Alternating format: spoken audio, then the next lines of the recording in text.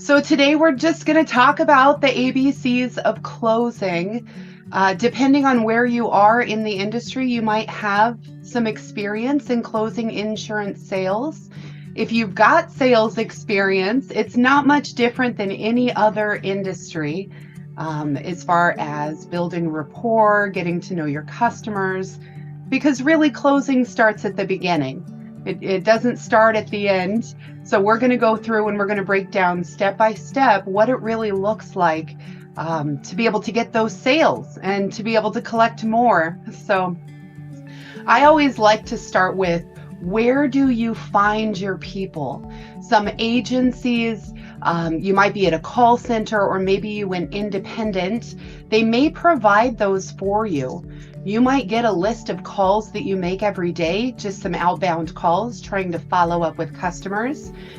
You may get calls coming in where your policyholders are just asking you to process paperwork. Maybe they need a declarations page. Remember, that's the one you declare something. I let my policyholders know it looks a little bit like a receipt. It's going to break down what your coverages are, what you're paying for them. So if they're calling in for those sorts of things, you can always focus on a cross-sell. But outside of what's coming into your agency, how do you find new customers? How do you find your new policyholders? So I always say the ABCs of closing, always be closing, actually starts with your new people at the very first conversation, that very first contact. So where do you find your people? That's going to be finding leads. I did write up a playbook, which I will share some of the playbook pages with you. One of which actually is the finding leads page.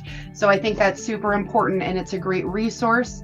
These are in PDF format. So you're going to get a little freebie, a little extra prize today with some PDFs, some cheat sheets, so to speak. You can keep them right at your desk. So when you're finding leads, you can certainly take what your office is giving you, what corporate call center is giving you. You can purchase them. There are lots of companies out there that'll help you purchase leads. I like to do it the natural way, the old-fashioned way, like the agents of old. Shaking hands, kissing babies, petting puppies, getting to know people. And it really seems to work for me. I don't have any trouble getting people to say, yes, please quote me. So you can purchase them, you can send out mailers, you can get really fancy about these things.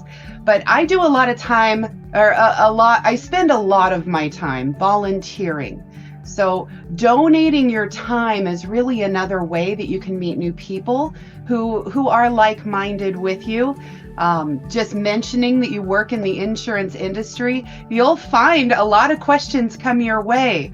A lot of hypotheticals, I've noticed. If a tree falls on my car, kind of situation, am I going to be covered? Little questions like that open the door for me to be able to say things like, please email me your deck page and I can do a side-by-side review. If I get into a conversation in the outside world, let's say I'm grocery shopping and we get into a conversation, lady behind me, I'm going to pass her a business card.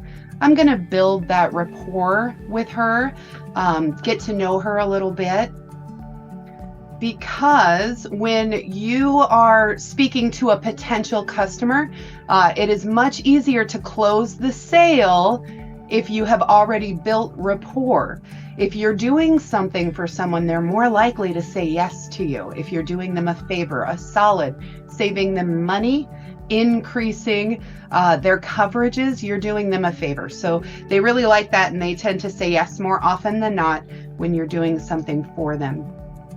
You can network for leads.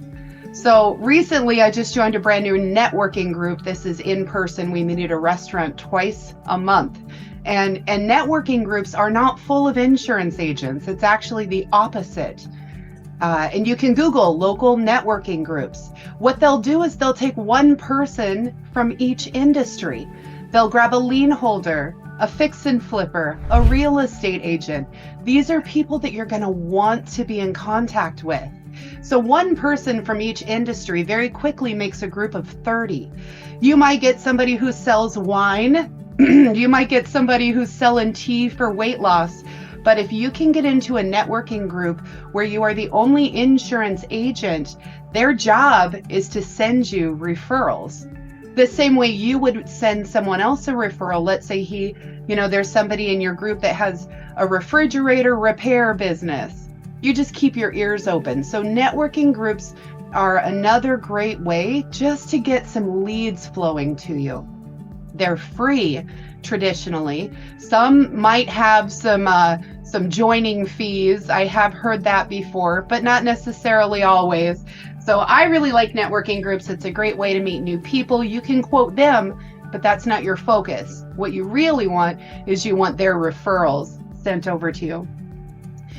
You can set apps up on your phone. This one, if anybody knows Lauren Phillips, she is an independent agent, and she likes to use the Nextdoor app. So just to be able to get her name out there on the apps, anyone using Nextdoor app will see that she's available as an insurance agent in their area. So apps are a really good way to get leads. LinkedIn, if you haven't set up your LinkedIn account, it's a good thing to work on. You could sit down on a weekend and put the whole thing together. You could pop in once or twice a week and do some 10-minute modifications, but build your LinkedIn. It's a good thing to have. Some of you may have seen the electronic business cards in our Facebook group. This one is over on the sales side. If you haven't joined the sales side, I invite you to do so. We talk about a lot of really good stuff in that group. And speaking of, rock your social media. If people don't already know that you're in insurance, a good way to do that is to use your personal Facebook account, your personal Instagram, and be able to advertise that. I'm working in the industry, this sort of thing. Yesterday, we noticed our neighbors were having their roof replaced. When your roof is replaced, it is certainly time to do a little insurance review, to sit down and take a look at what are my rates looking like, because a new roof means your insurance premium might go down. I posted it on Facebook yesterday on my personal Facebook, and I got some nice feedback, just reminding people that I am looking out for their best interest. Even if it's a neighbor that I don't know, I plan on contacting them. So I let my personal people know that I am in insurance, and it is constant even on my day off. It's a good way to let people know. You can create your own YouTube channel. You can create your own Facebook group to get your name out there. Social media is a great way to be able to get new people. You can hit pet stores, nail salons, ask them if you can leave your cards. This is a really good way. You might get phone calls or emails from people you don't know, but remember, everybody has at least 3 friends. This was in one of the books I read. We'll talk a little bit later, but everybody knows a few people that they could send your way. There is nothing wrong with asking for that. So joining different kinds of groups and clubs. This doesn't have to be the sewing bee with our grandmas of old, but it could be. I hang out with a lot of 80-year-olds. We have a lot of fun raising money for Shriners Children's Hospital. That's what we like to do. Those people who drive around in the little clown cars. And this is a great way. They know I'm in insurance. They know this is what I do. So I get people from those groups all the time asking for reviews. You can go to car shows. Traditionally, when people have classic cars, they also own their home, and they've got a couple of other cars. They're not living in an apartment. The classic car is not the only car they drive. It's their spare. And, quite often they'll have a boat or an RV to go with it. So when you're looking at those extra kind of things, classic cars, boat shows, RV shows, hit some real estate events, some open houses, really network, really get your name out there, and get to know some other people. Any sort of social events that you can attend, take your stack of business cards, take the whole box. Maybe your agent's office has some pins being made. So all of these ways are a great way to get your initial contact. And remember, closing starts at the beginning.